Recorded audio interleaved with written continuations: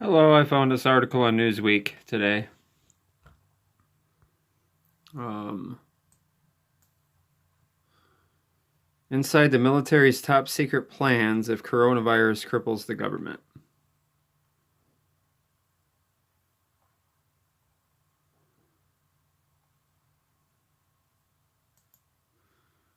Even as President Trump says he tested negative for coronavirus, the COVID-19 pandemic raises the fear that huge swaths of the executive branch or even Congress and the Supreme Court could also be disabled, forcing the implementation of continuity of government plans. rex84, remember that? Where Congressman Jack Brooks questioned, you can find, I think, a little bit of that clip on YouTube during the Iran-Contra scandal hearings. He questioned Colonel North on the continuity of government plans. This just might be it. I don't know. Forcing the implementation of continuity of government plans that include evacuating Washington and devolving leadership to second-tier officials in remote and quarantined locations.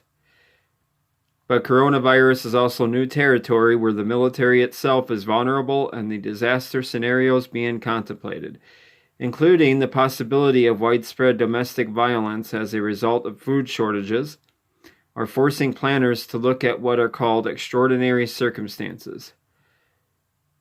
Above top secret contingency plans already exist for what the military is supposed to do if all the constitutional successors are incapacitated.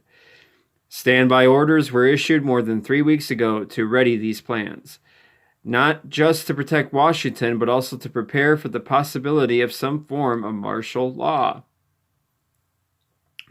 According to new documents and interviews with military experts, the various plans, codenamed Octagon, Freejack, and Zodiac, are the underground laws to ensure government continuity. They are so secret that under these extraordinary plans, devolution could circumvent the normal constitutional provisions for government succession, and military commanders could be placed in control around America. I'm not going to be the one to jump off the panic, I'm not going to panic and jump off the cliff with this, but this might be their end game here. They might really try to bring this shit in under this crisis. And we know it's just a psyop. We know it's a deception with all the predictive programming going on. With the Dean Koontz book almost 40 years ago. Give me a break. Anyways, we're in new territory, says one senior officer. The entire post 9/11 paradigm of emergency planning thrown out the window. And so the officer jokes in the kind of morbid humor characteristic of this slow-moving disaster that America had better learn who General Terrence J. O'Shaughnessy is. I can't pronounce that too well. He is the combatant commander for the United States and would in theory be in charge if Washington were eviscerated. That is, until a new civilian leader could be installed.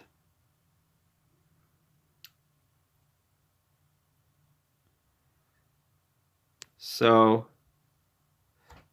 what happens, government expert Norman Ornstein asks? Sorry, it keeps going in and out blurry. I apologize. If so many members of Congress come down with the coronavirus that the legislature cannot meet or cannot muster a quorum? After 9/11, Ornstein and others, alarmed by how little Washington had prepared for such possibilities, created a bipartisan continuity of government commission to examine precisely these and other possibilities. It has been a 2-decade-long futile effort, Ornstein says, with Congress uninterested or unable to either pass new laws or create working procedures that would allow emergency and remote operations. The rest of the federal government equally is unprepared to operate. Yeah, you guys are unprepared, all right. To operate if a pandemic were to hit the very people called upon to lead in an emergency. That is why, for the first time, other than planning for the aftermath of a nuclear war, extraordinary procedures are being contemplated. In the past, almost every imagined contingency associated with emergency preparedness has assumed civil and military assistance coming from the outside. One military officer involved in continuity planning calls it a cavalry mentality, that military assistance is requested or ordered after local civil authority has been exhausted. There might not be an outside, the officer says, asking that she not be named because she is speaking about sensitive matters.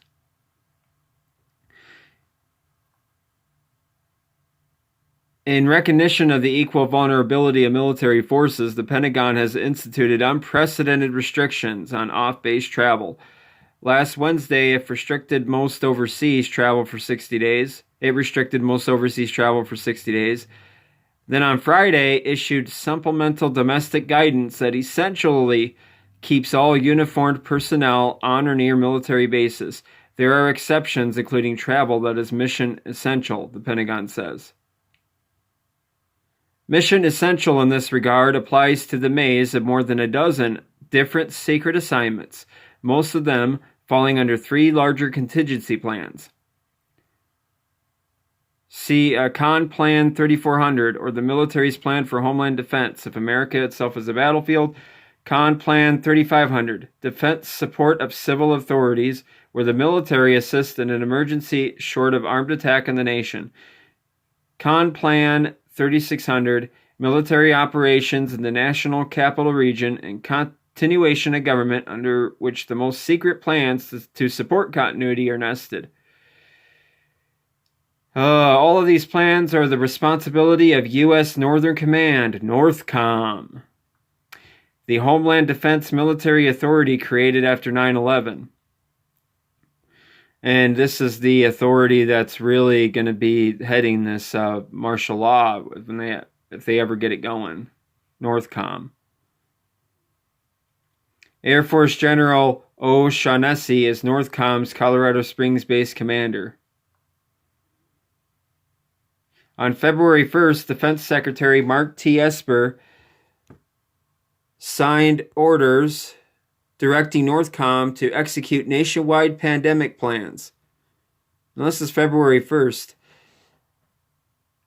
I want to take a break for just a minute here and tell you guys that my wife's friend, they were at a party at her house, and she had told them, because her son, my wife's friend's son, is pretty deep in the Army, I guess. He's usually overseas.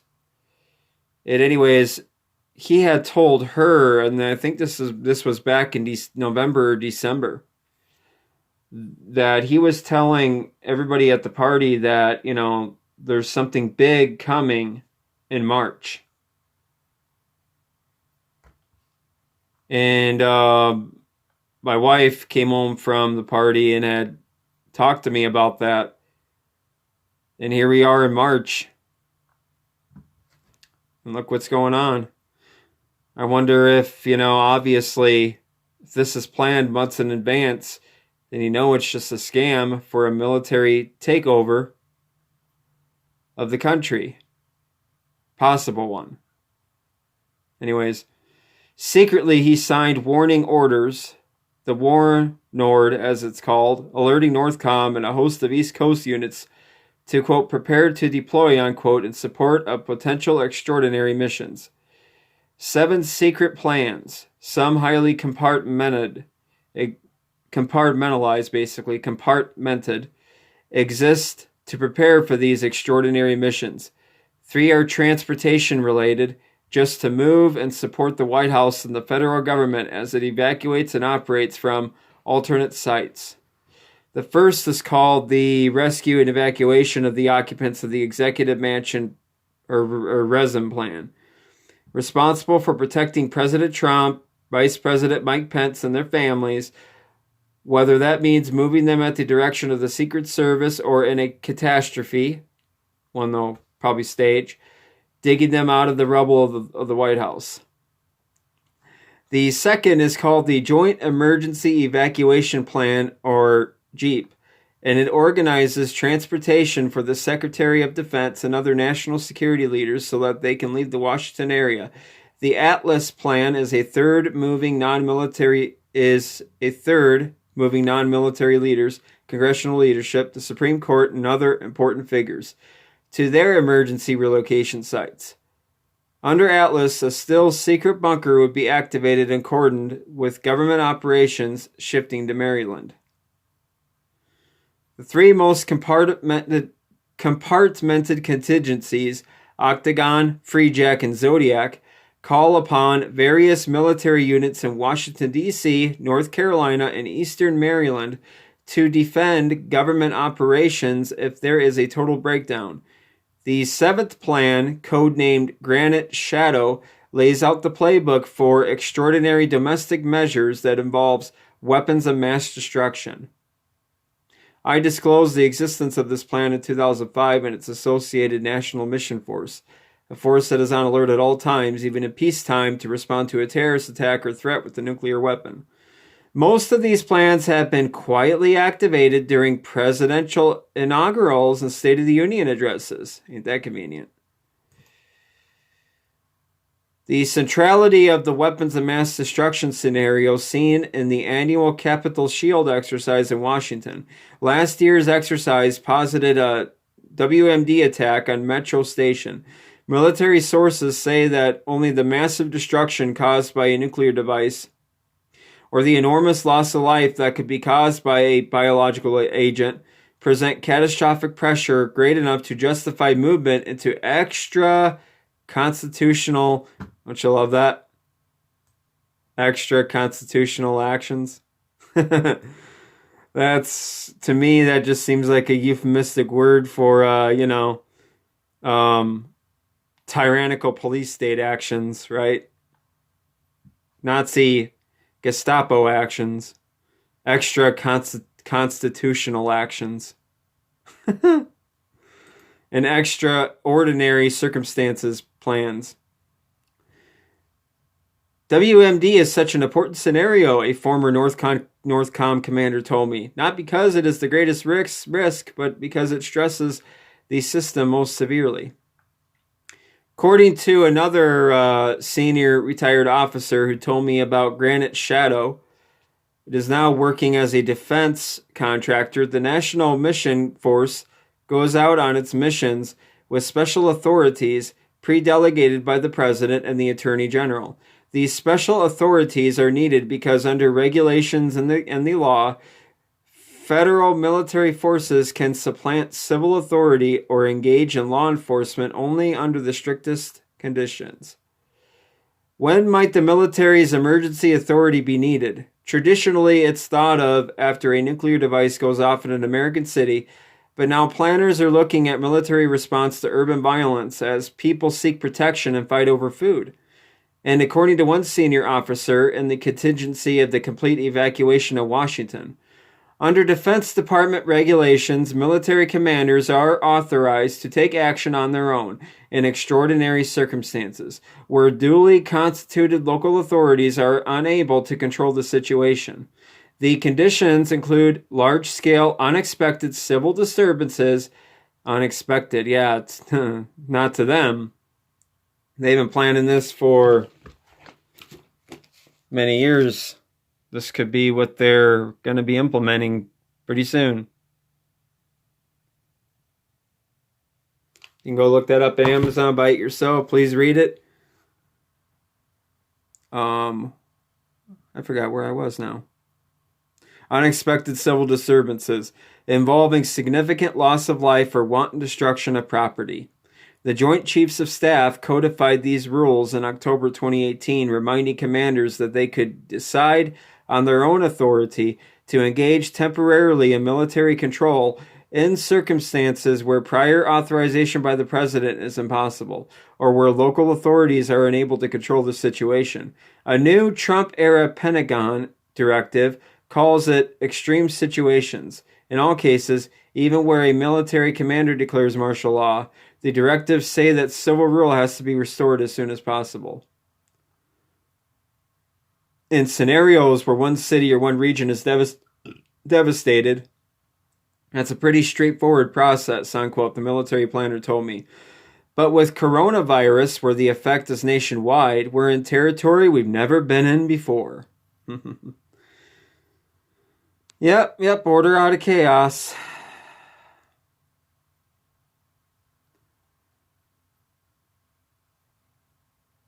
Continuity of government and protection of the presidency began in the Eisenhower administration, with the possibility emerging that Washington could be obliterated in an atomic attack.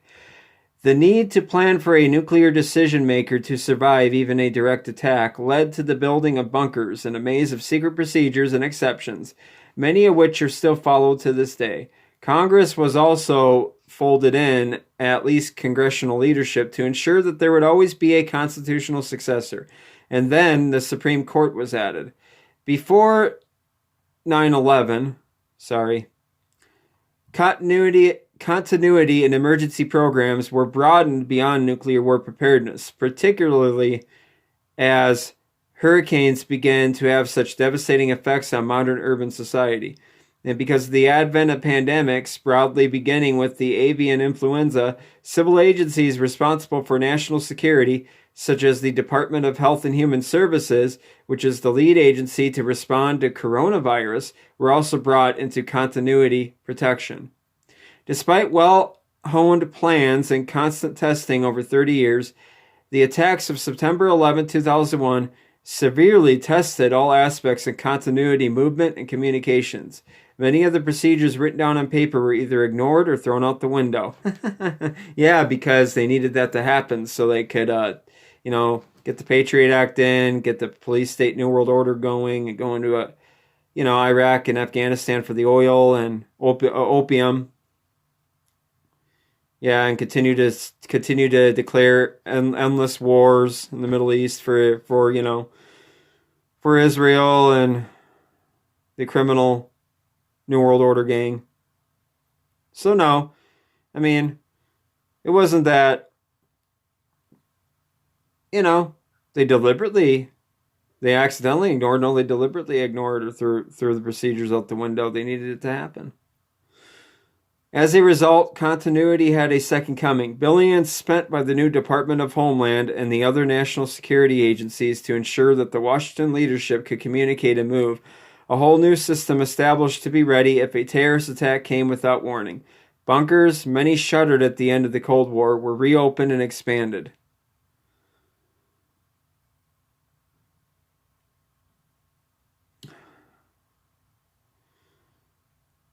And I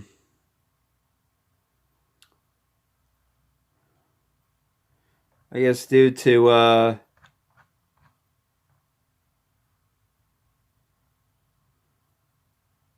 this guy who's done this article here, just want to get to him real quick. Sorry, my computer's being kind of a butt. There we go. William N. Arkin is the author of a half dozen books, including American Coup, How a Terrified Government is Destroying the Constitution. I wouldn't say a terrified government. I would say, the globalist government is destroying the Constitution. They're not terrified. They know exactly what they're doing. But anyways, it goes on here. You can go look this up and read it. I'll just read this. Northcom stresses in almost everything it produces for public consumption that it operates only in support of civil authorities, in response to state requests for assistance or with the consent of local authorities. Legally, the command says the use of federal military forces and law enforcement can only take place if those forces are used to suppress insurrection, domestic violence, unlawful combination, or conspiracy. A second test also has to be met that such disturbances hinders the execution of the laws of that state and of the United States within the state, That is, that the public is deprived of its legal and constitutional protections.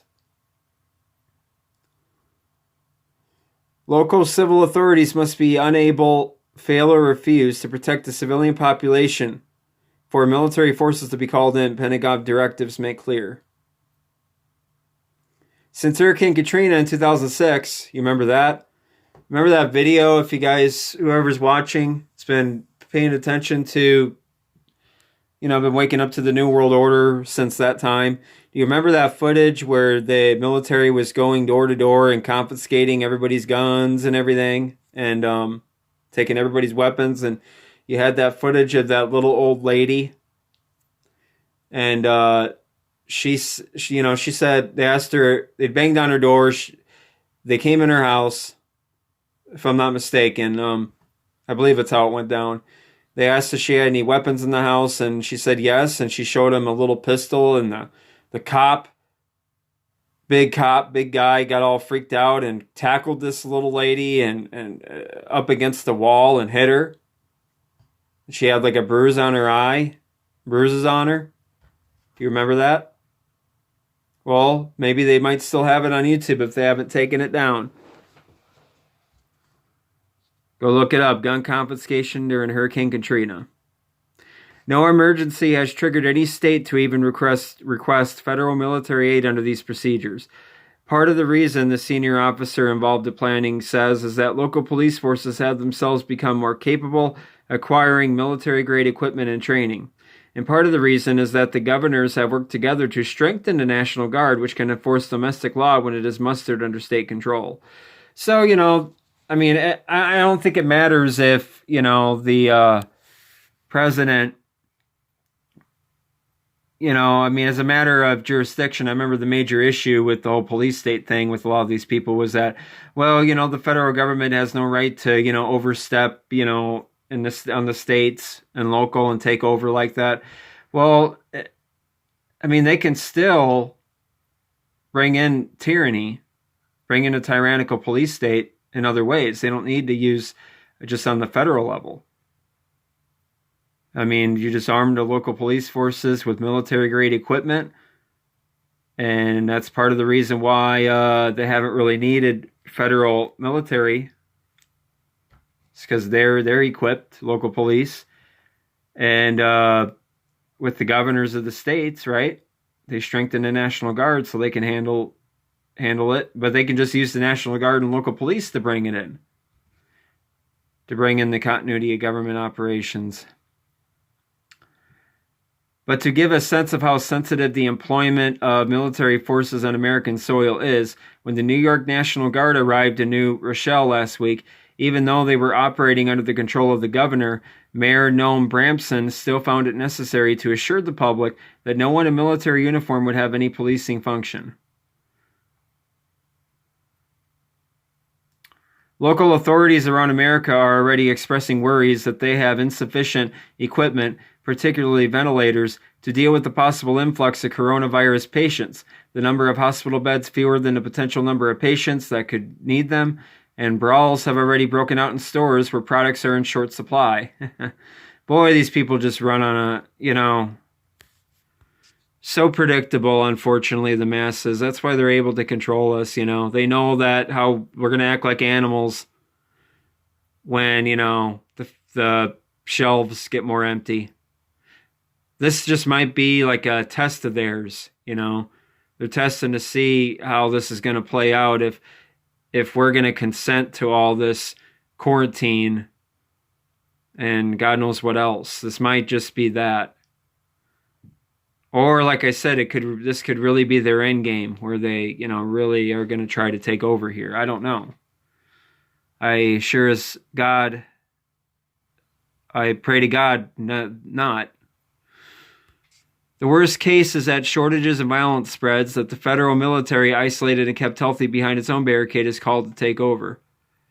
Orders have already gone out that Secretary of Defense Esper and his deputy David Norquist remain physically separated to guard against both of them becoming incapacitated.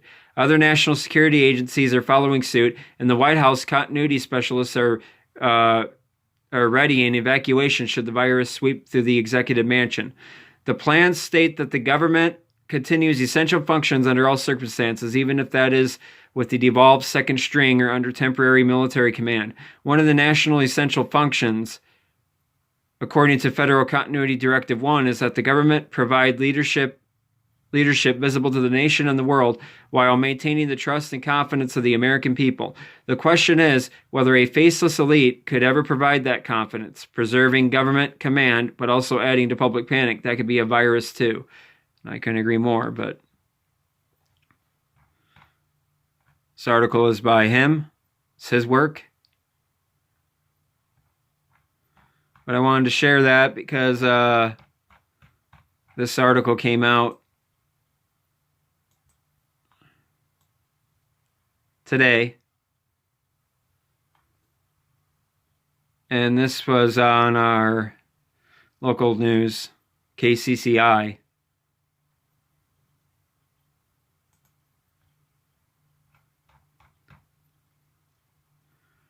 National coronavirus updates. President Trump to invoke Defense Production Act to combat coronavirus.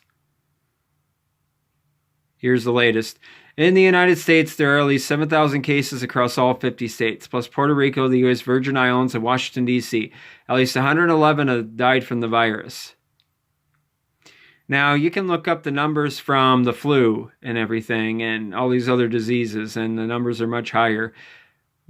This is the first time the government has ever, with the help of the media, to spread the fear and panic, have went this far in the name of keeping us safe. You know, it's always in the name of keeping us safe. Sorry, I have to have a minute here to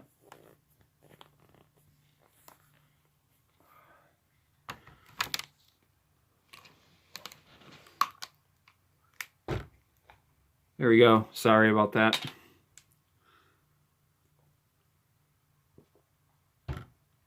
I'll just have you read that.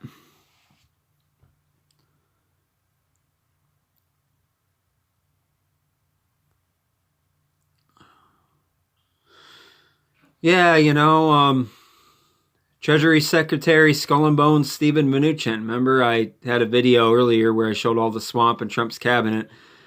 He's a member of Skull and Bones. Remember when Skull and Bones was a big deal to all those, you know, truthers before Trump?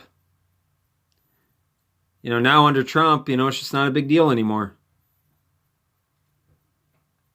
Treasury Secretary Steve Mnuchin is working with Congress to get checks sent to all U.S. households to stimulate the economy, along with the 90-day delay for tax payments. Well, printing more money out, putting us in much bigger debt.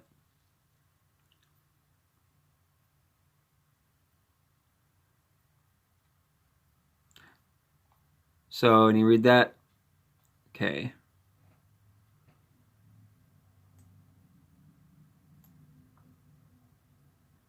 See if I can shrink that a little bit more. I guess not. It's the furthest it goes. So, the law gives the president extraordinary authority to get industries to expand production and turn out vital materials. You know, I thought about this. I wonder if, like I said, this is a test or this is a part of a psyop to condition us to, you know, a much bigger nanny state than we already have. I think they're getting us used to living in martial law. That's what I think they're really doing. They're getting us used to that environment.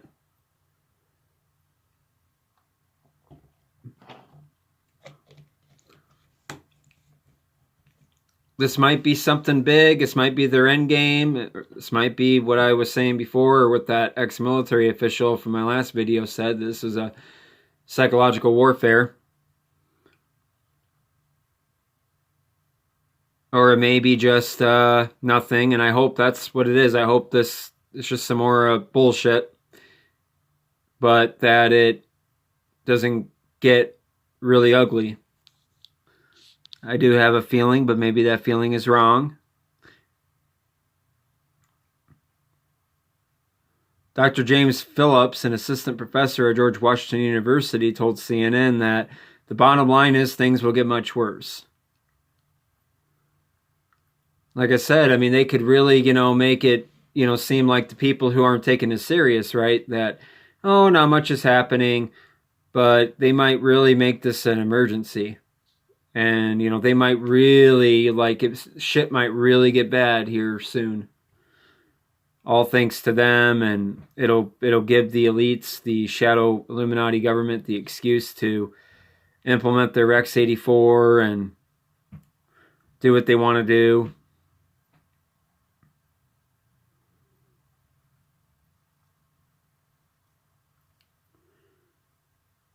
So, yeah. Anyways, it's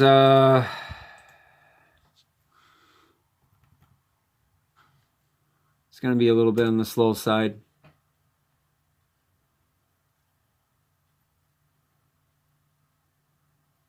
Okay, so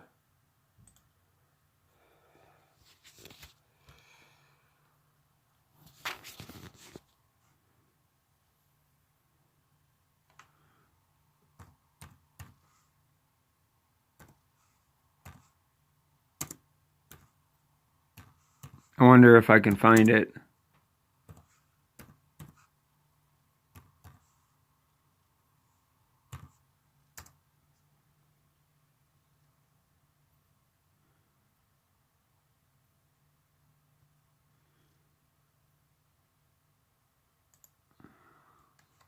Colonel North, in your work at the NSC, Remember this? were you not assigned at one time to work on plans for the continuity of government in the event of a major disaster? Mr. Chairman. I believe that question touches upon a highly sensitive and classified area, so may I request that you not touch upon that, sir?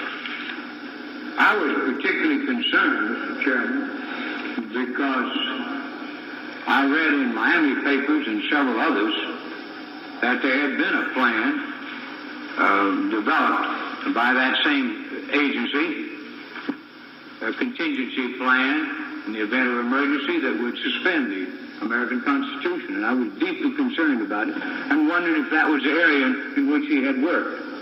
I believe that it was. May I most respectfully request that that matter not be touched upon at this stage. If we wish to get into this, I'm certain arrangements can be made for an executive session. Wonder, there used to be a clip where it went on a little bit longer, but yeah, so he mentions continuity of government. He questions Dan, I think the guy who was shutting him down was Dan Inouye. That matter not be touched upon at this stage. And what is the part of the continuity of government plan is complete military fascist takeover of our government under the guise of, national security.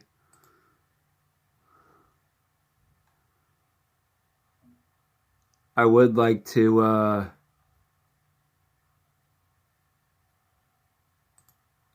is this the more expanded version? Was elected to the presidency. I wanted to see if this is no. But anyways, you can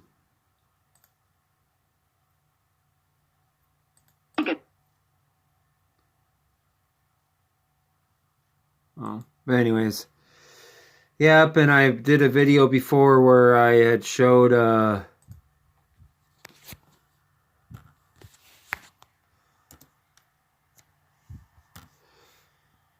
anyways, I have the video on my forget it. I had the video on I think I did it like over a month ago. But it was showing how Alex Jones was supporting. You can't watch the videos anymore. They used to be on YouTube before they banned them. But not too long, about a year or two after Trump was elected, Alex Jones began promoting Trump implementing rex84 to save the country from the liberal communist. When he used to be the most outspoken conspiracy guy against rex84. So, I think what's going on right now with Trump, obviously no longer can be denied anymore. He's a part of it, part of the agenda. He's got my previous videos. I show how Freemasons surround him. That Border Patrol president guy, brazenly sports a Freemasonic necklace and pendant, because you know how they love to mock us. Even wearing it around Trump, and Trump doesn't say a word. Trump with Kissinger. I think by now it's safe to say that he was part of the game the whole time. And many of these truthers were likely part of the game the whole time. But anyways, termite resettlement operations, this is their plan. This was declassified, I believe, in 2011. The Army went to great pains to try to hide this from the public reading it. They used to, they'd post it on their website, but you go try to get it, bring it up PDF, it would be blocked. Only members of the Army or whoever, had authority to look it up could look it up. So I decided to go to Amazon at the time and get this for myself, because I was hearing stuff on the internet over this, wanted to prove it, and there you go. And I have a few videos where I'm going through it. A lot of it very alarming. But this is something else. They might actually try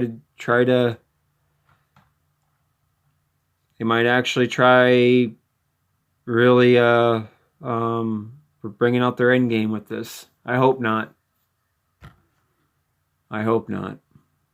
Well, this is it for now. Keep up with whatever I can find that's not being reported enough. Take care.